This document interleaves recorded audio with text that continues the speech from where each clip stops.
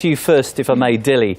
The Russian Reconciliation Center, it's a big claim from it today. It says the Syrian army's main operation to retake eastern Aleppo from the rebels is now complete. According to them, there's only a few pockets of militants who have still to be cleared out. How do you feel about that? Do you see it as a positive step? Well, I can't really call state propaganda and lies a positive step when we've got activists and civilians tweeting and posting videos from eastern Aleppo stating that only a minority of civilians have been evacuated, but the vast majority are still stuck in eastern Aleppo, being bombed and shelled by the regime, as well as Russian air forces. So I unequivocally reject those claims because we've got video evidence, we've got tweets from people there. Unless, of course, the viewers and supporters of the Assad regime and Russia believe that these videos are being produced in Hollywood by Steven Spielberg. So I unequivocally reject those claims. The evacuation process was, in effect, hindered by the regime forces, who started shelling within 3-4 hours of it being agreed. And only around a couple of thousand have managed to reach Idlib. The vast majority are still stuck in eastern Aleppo. And we know this because there are videos, there are tweets, live videos coming out of eastern Aleppo of bombardment by the regime, as well as the Russians and the Iranian Revolutionary Guards. So really, I reject those claims. I can't really say it's a positive step because it's not true. Eva, what's your response to that? Yeah, sure. I mean, first of all, I'd like to know how many civilians are the guest believes are in eastern areas of Aleppo. The United Nations for years has said 250,000, yet to the contrary of what the guest said, that a minority of civilians have been evacuated. At least 90,000, it could be now 100,000, have been evacuated from eastern areas of Aleppo. This is documented, and these people are actually saying quite the opposite of what our guest is saying. Documented by who, Eva? Regime bombing. Documented by the Russian Reconciliation Center and by the Jibrin Center, which has, taken in these civilians. Okay.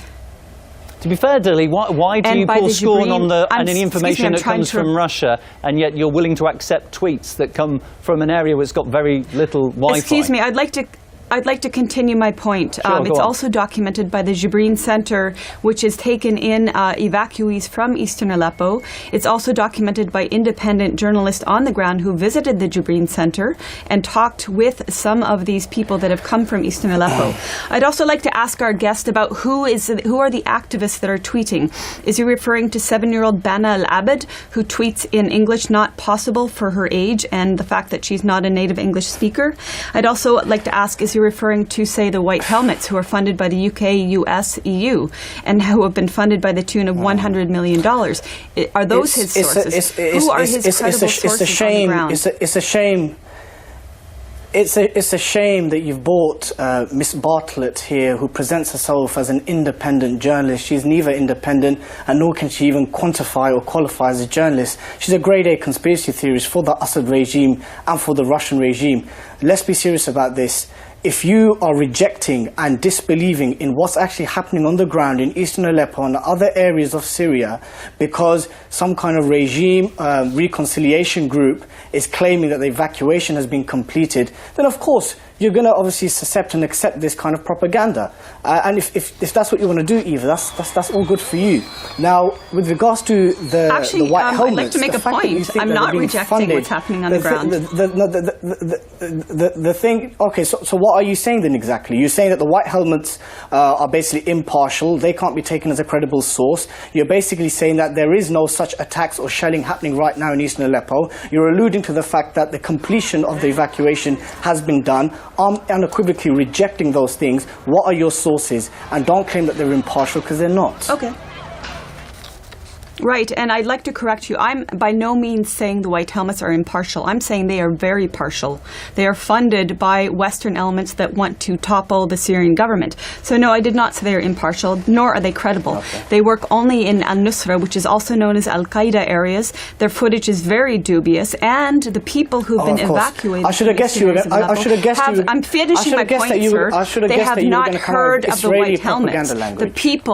The people that have come out of eastern areas of Aleppo, which you say I'm rejecting, but I'm actually speaking about what's happening on the ground. And that is that the people who have come out of eastern areas of Aleppo and you're receiving your news from the regime. You've only army visited. for rescuing him. You've only been Second of all, that they had tried to leave eastern Aleppo, but were prevented by the terrorists that you... You've only been hosted by the regime. You've not entered any rebel-held areas. And you can't reject every opposition by calling them Al-Qaeda, Eva. You just can't do that. What are you? Are you going to allow me to speak, or are you going to speak over me? Please just allow Eva to finish her point here, please. I'm going to please, you'll have your chance in a moment. Let's just allow Eva to finish her point, then you can respond.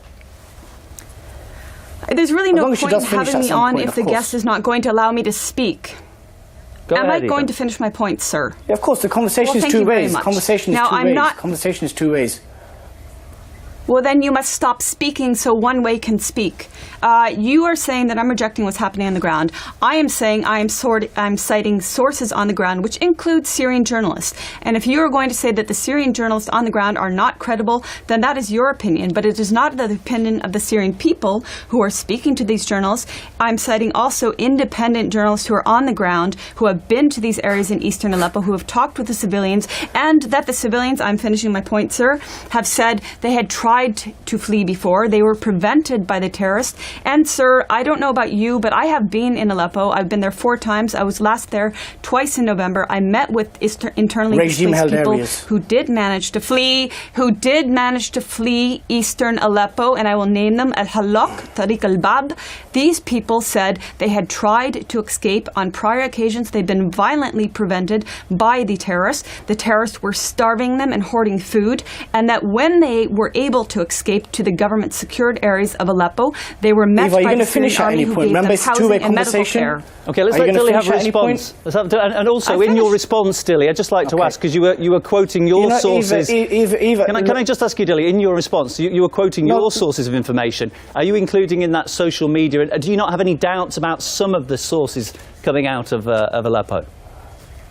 No, it's not a case of a doubt, Neil. It's a case of the fact that we know these individuals personally. These are British aid workers that are currently in Aleppo, are currently in Idlib, and therefore they are overseeing and witnessing exactly what's happening in front of their eyes. Now, the people and the individuals that Eva's referring to, she's getting all her information from the Assad regime forces. She's an Assad regime apologist and propagandist. I've just told you that these people interviewed civilians from Eastern Aleppo. And I myself interviewed civilians from Eastern Aleppo. Look, I'm happy for you to interject. Just let me finish my point. You're trying to paint a rosy picture of the Assad regime. You talk about the Syrian people. Who are the Syrian people? Are you talking about Hezbollah? Are you talking about the Iranian Revolutionary Guards? Are you talking about the mercenaries from Afghanistan and Pakistan? Are you talking about the Russian snipers? Is that what you're talking about when you talk about the Syrian people? Are you talking about the Syrian Arab army, which is hardly an Arab army anymore? It's practically a Persian army. So let's get facts straight here. When you talk about the terrorists, you're talking about unequivocally the entire opposition forces. You can't just call the opposition Al-Qaeda and think that people are going to listen to you. You claim to be an anti-imperialist, yet you use the same jargon and rhetoric and language and propaganda as the imperialists. So I think you need to, question your own consistency. Okay, Dilly, I want to move on slightly here, because you've been critical of the Russian role and what it's been saying about the conflict there. Absolutely. Now, the UN's Syria Humanitarian Task Force Chairman, Jan Egeland, has praised Russia's role. Let's just quickly listen to what he said. We are now getting round-the-clock help from the Russian military, and we think we will be able to monitor and assist those evacuations that should follow. So he says, that's a UN official saying that Russia's giving round-the-clock help in trying to improve the humanitarian situation there. Do you not believe him? No. I'm saying that once Russia has bombed Aleppo back in the Middle Ages, now it's trying to facilitate some kind of evacuation scheme. That's fine, I accept that. But what's happening on the ground right now is that Iranian Revolutionary Guards, Hezbollah fighters, and Alawite Shabiha are preventing that. They've shot at people that have been trying to evacuate out of Aleppo and trying to reach Idlib. right? It's all good and well Russia trying to play the hero now after bombing innocent people, hundreds and thousands of people, right? From the egg, providing air support to the regime, and now all of a sudden is trying to play the kind of mediator. I'll take what the UN says with a pinch of salt, just like I'll take what America and Britain and France take with a pinch of salt. The people who have really suffered here are the civilians within Syria, who are being bombarded, who are being used by external powers for their country to be played as a wider chess game. That's essentially what's happened. And I don't want your viewers to misconstrue my criticism of Russia as support for America or Britain. Everyone has used Syria as a chess game. That's essentially what's happened. So, for example, if you look at Iraq, people on the ground. If you look at Iraq and the US bombardment of Mosul, do you view that in a similar light, where again civilians have been killed by the thousands? Because according to the UN, the terrorists were using human shields. I don't differentiate. I don't differentiate between indiscriminate bombing, whether it's America or whether it's Russia. I don't differentiate. The fact of the matter is this: may I please make some points? I haven't had a chance to address any of these claims. You cannot. No, I'm just going to finish my point, Eva, and then of course you can make your point. Look, we cannot. You've been speaking for about 5 minutes. You cannot perceive Russia as Russia. You cannot present Russia as a savior, as a hero of the Syrian people, when it's essentially acted as a criminal protector of the Assad regime. It has indiscriminately bombed civilians on the ground, and now is trying to claim to be some kind of maintainer or keeper of peace, when that evacuation essentially is not even happening. Okay, Eva, many points there, including the last one there where he says Russia's just trying to tidy up the mess it created. How do you feel about that? Right. I'd like to speak and address many of these points, and ideally I will not be interrupted again. Number one, our guest says he claims the Syrians and the Russians are sniping people on the ground. At the same time, he also mentioned he takes the UN, what they say, with a pinch of salt. Well, guess what? All these claims of massacre of, say, 82 people in eastern Aleppo stem from a UN spokesperson. Every independent media outlet, every media outlet that has cited this, cite the UN as the source. And the UN themselves provide no sources. They only say, we've been told. So you don't take what they say with a grain of salt, and at the same time, you're making the same accusations which stem back from the to the UN. That's point one. On the ground in Number two, excuse me, sir, this is my turn to speak. My turn to speak. Now, you said I'm using the same jargon as the imperialists. That actually makes no sense whatsoever, because the imperialists, I'm not saying the Syrian regime, I'm saying the Syrian government. I'm citing the Syrian civilians. The imperialists are not doing this, so your accusation that I'm using the same jargon just is actually illogical. You said you don't differentiate on indiscriminate bombing. So let me ask you, sir, have you ever addressed the 11,000 civilians in Aleppo who've been murdered by terrorists of al-Nusra, Ahrar al-Sham, Nuruddin Zinki, the Free Syrian Army, and other militant factions in eastern Aleppo who've been daily firing gas canister bombs, water heater bombs, Grad missiles, who've been firing explosive bullets, who've been sniping at civilians? These are indiscriminate. Have you ever spoken about this? Where have you pulled that out from? Between I pulled that out from the head of forensics, Dr. Zahar Hadjo, who has every single name documented of the civilians, and these are 11,000 civilians. The Assad regime hosted you. Did they give you that information? This is my turn to speak. I know this is your Zionist tactic, but it's my turn to speak. I'm citing Dr. Zahar Hadjo, who's the head of forensics, who has every name documented. And this is not unnamed activists. This is not the Syrian Observatory for Human Rights in Coventry, UK. This is somebody who's in Aleppo, in the morgue in Aleppo, and he's documented all these civilians. So you don't talk about these indiscriminate bombings. You don't talk about the bombings that the people of Aleppo have faced on a daily basis for 3-4 years and now are not facing, thanks to the fact that the greater Aleppo has been liberated.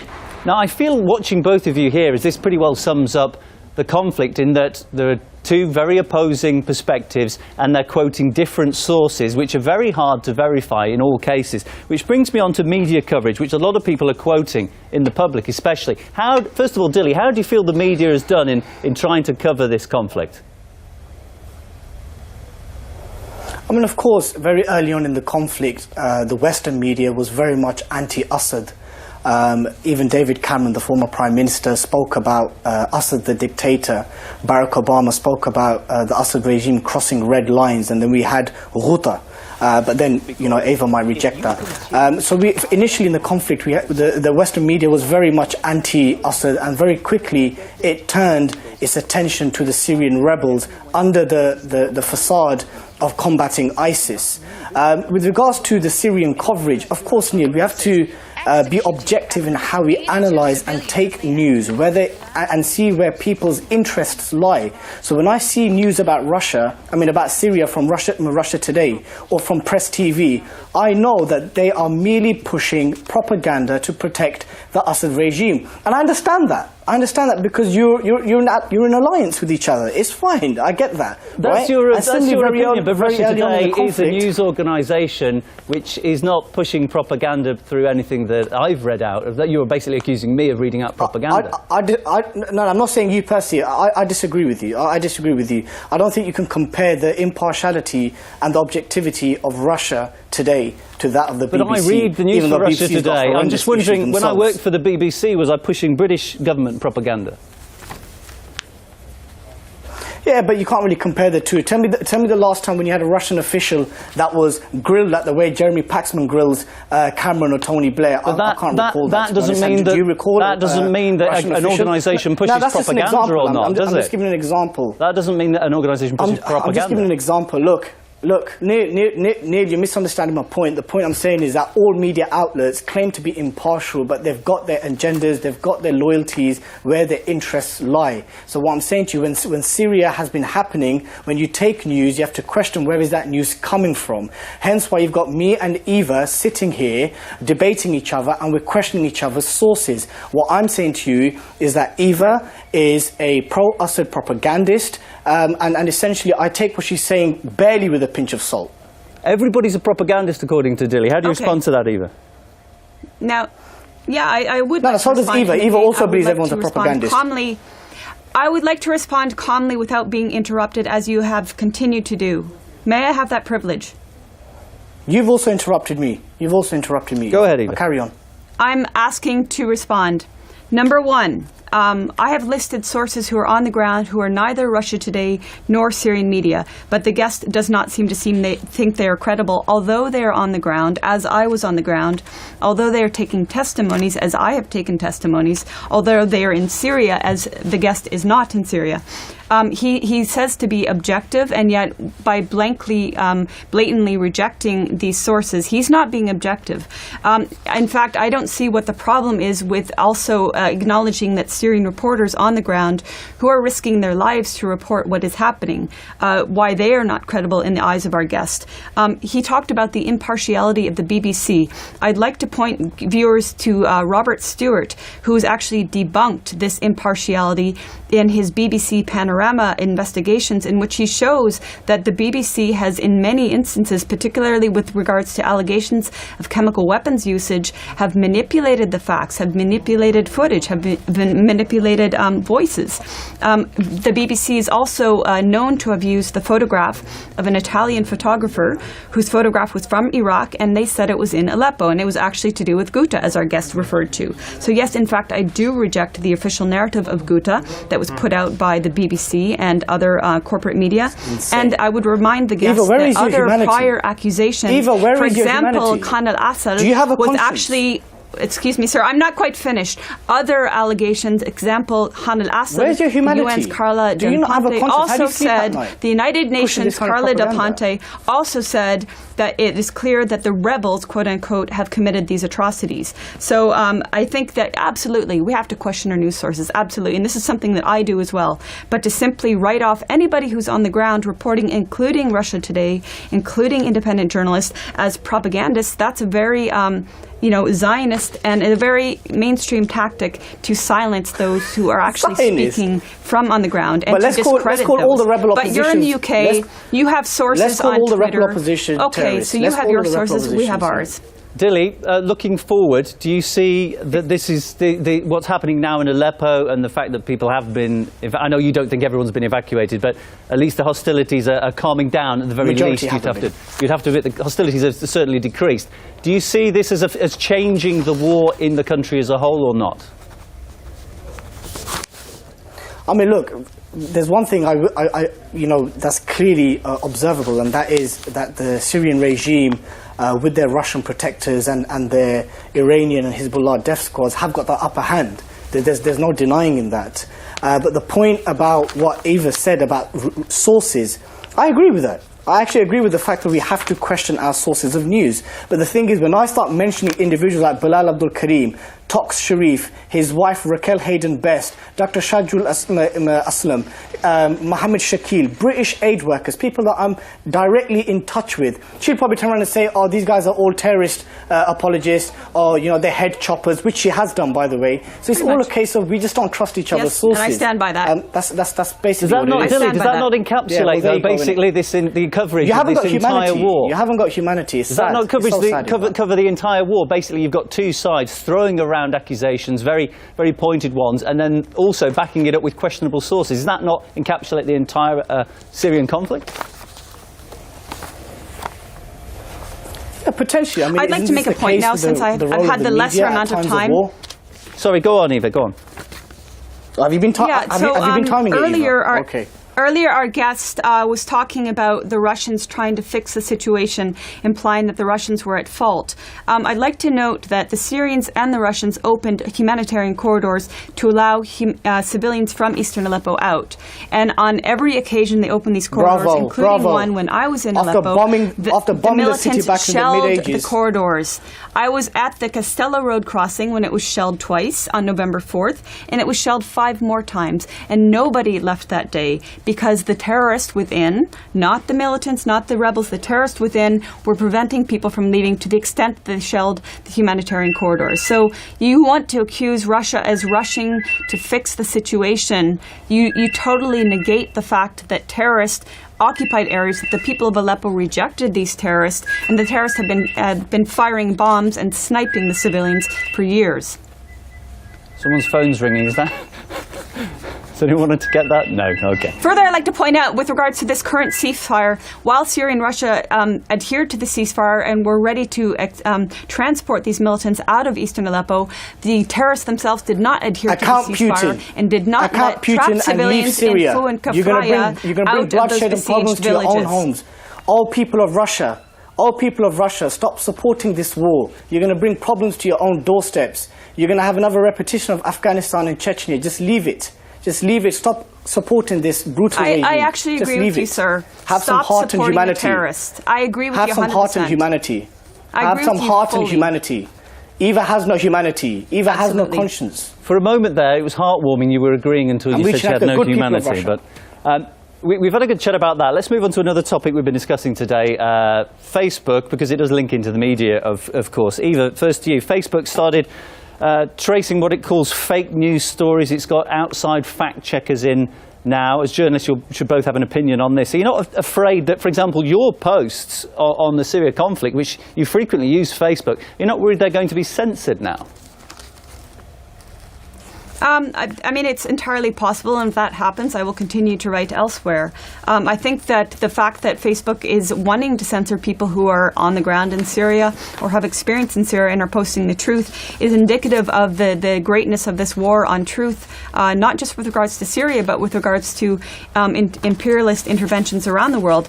Might I note that nobody is talking about the Saudi war on Yemen, and I wonder what our guest in the UK has to say about that. But in my experience, today I was trying to post something on Facebook and it was not allowing me to. So it's entirely possible the censorship will occur, but it is not the only censorship that occurs. There's censorship in the corporate media, and there's censorship by people who don't want other voices to speak. And this is actually occurring today in this interview when I've been continually interrupted by the guest. What do you think about that, Dilly? I just would like to obviously add that, when I interjected, because this is a debate and people interject, I had no problem when she interjected, so it was two-way, Eva. Secondly, with regards to what's happening in Yemen, I unequivocally condemn Saudi Arabia's bombing of Yemenis in the same way that I condemn Iran and Hezbollah's involvement in Syria. Both these entities, Iran, Saudi Arabia, are essentially lapdogs and puppets of America and Russia. So thirdly, with regards to the censorship in Facebook, I mean, it is it's very problematic for independent journalists who obviously blog and write and make vlogs that what they perceive to be the truth and providing alternative perspectives is now at risk of being censored. So I think that much I can agree with Eva, though I question just to follow up on what you said there about being true. And you condemned Saudi Arabia for its bombing of Yemen. I just wondered, what's your opinion on the UK selling weapons to Saudi Arabia? Theresa May says she's not going to stop doing that. How do you feel about that as a Brit? It's terrible. I mean, look, Britain and France always ask questions about why do we have a terror threat at home. The reason why that is because they invade countries like Iraq and Afghanistan. They cause destruction and chaos wherever they go. They sell weapons to brutal, despotic regimes like in the Gulf. And then they ask themselves, why do we have a terrorist blowback at home? Why is it that other European countries don't have this terror threat that Britain and France do? And that's the reason why that is because, like America also, they meddle in the affairs of sovereign countries by either backing brutal dictators or invading and taking their resources. And to be honest, I don't see Russia as any different in the way they've behaved in the Syrian conflict. So I am unequivocally against Britain selling weapons to despotic regimes that are then used against innocent civilians, either domestically or elsewhere. Okay. I'm glad to see that our guest does agree that the Saudi bombing of Yemen is criminal. However, to equate Saudi's bombing of Yemen with the Russian, I'm finishing my point, with the Russian and Iranian and Hezbollah invited intervention in fighting terrorism in Syria, to equate that with Saudi's bombing of Yemen is, somebody who is not based in reality. And further, to say that Iran is a lapdog of America is also indicative of somebody who's not fully aware of the reality. No, Iran is a lapdog of Russia. Iran is a lapdog of Russia, not America. I was comparing Saudi then I and misheard you, and I'm sorry for that. But however, listen, yeah. Okay, no, apology accepted. However, Russia was invited by Syria, and it is Syria's right to invite a nation to assist it in fighting terrorism. This is a sovereign right. America was not invited. Britain was not invited. Canada was not invited. Terrorism. They are illegally in Syria, and they are not fighting terrorism. Dilly, we'd just like to ask you about, just picking up on this, I'd just like to ask you, where do you think this conflict would have gone if the United States hadn't got involved by arming, training, supporting some of the opposition to the government, which then most likely wouldn't have drawn in the Russian support? Well, how do you think this would have played out? We would have had al-Nusra in Damascus, or how do you see it would have gone? Neil, I must commend you for actually stating that fact that America and Britain partially funded some elements of the opposition. And of course, that exacerbated the situation. Look, I respect you for that. If you turned around and said, like Eva, all the terrorists, then I would have, again, questioned your objectivity. Look, where the Syrian conflict or revolution would have been or should have been are questions that are really, it's rather pointless. It's like a guess game. What we must discuss is what's happening now and the future of Syria. The country is practically in rubble in most parts, bar some areas of Damascus and probably the regime-held areas in Aleppo and other parts.